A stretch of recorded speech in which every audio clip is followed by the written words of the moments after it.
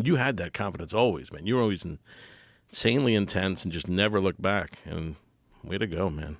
Way to go for you too. You just always needed a hype man. Mm-hmm. You just need someone to like let you go. Like give him the green light. Give him Yes. the green light. It's so funny. You're right. You're right. Yeah, you just needed a hype man. You were the one who did it for me in Montreal, too. Yeah. Do you remember that? Yeah. Going to this place.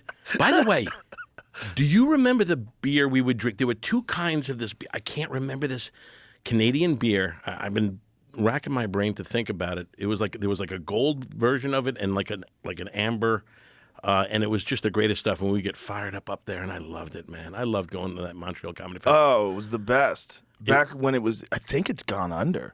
I think they did just announce they're going bankrupt. Oh, really?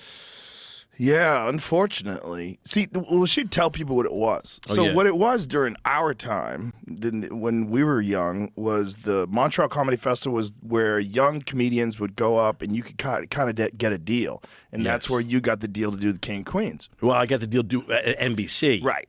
And Oh, then that- and and that then turned in. it Yeah, turned once in- that failed, Yeah. that went into to CBS. But once you get in, the thing about people should know, like in the 90s, there was this thing that was happening where everybody looked at a comedian like this could be the next Roseanne, this could be the next Tim Allen, this Right. could be the next Seinfeld.